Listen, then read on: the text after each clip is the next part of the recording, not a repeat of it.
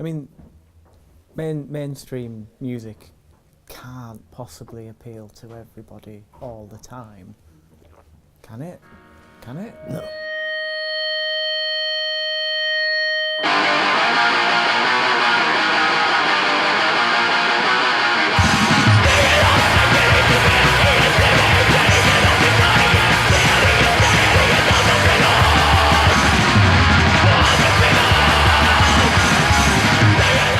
So obviously the letters mean do it yourself, and so I've always interpreted that as being doing things that you may pay other people to do in, say, the industry, so things like management, tours, publicising things, sound engineering, people taking responsibility for doing that themselves and kind of not really doing it for money or any sort of gain. DIY for me is an ethos that involves taking responsibility for yourself and others and creating culture of music, anything else. Yeah, I'd like to see young people get into the scene, to carry it on. I mean, chances are that they're not, because it might not be relevant anymore, either potentially negatively because people are just passive, brainwashed, accepting of the status quo, and there is a plurality of cultural options that you can choose from. I think having a space that's affordable for bands to practice enables people to experiment.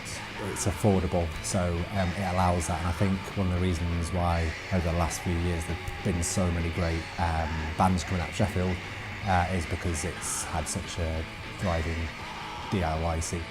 I think for a long time the only places people could put gigs on, whether it be a noise gig or a synth pop gig or a punk gig or whatever, would be in somebody else's place, so a pub or the like, and that restricts what you can do, and you're not really in charge, and so you can't take as much responsibility as when you do in somewhere like this.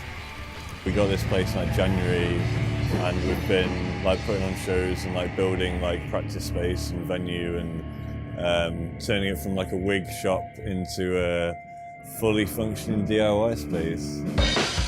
A DIY space like the Logol enables bands to practice. It also allows people to put on events, create art and experiment.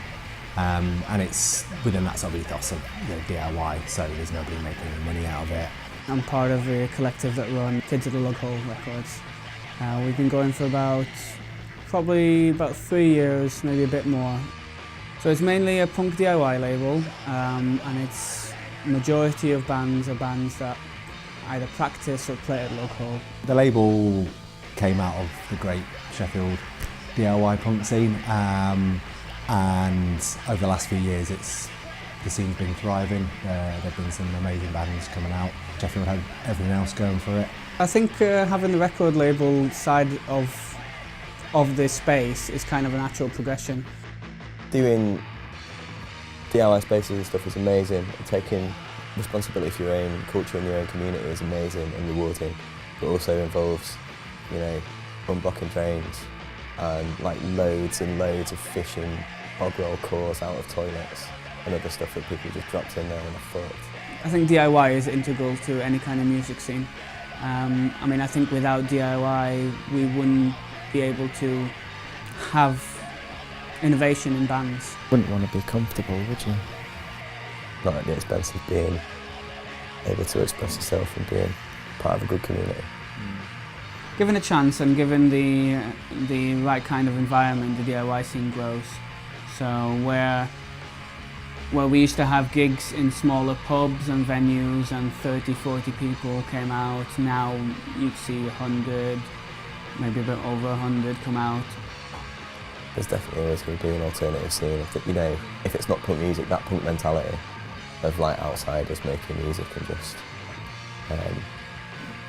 doing stuff that other people don't get, pissing people off until someone gets it, then yeah, there definitely is.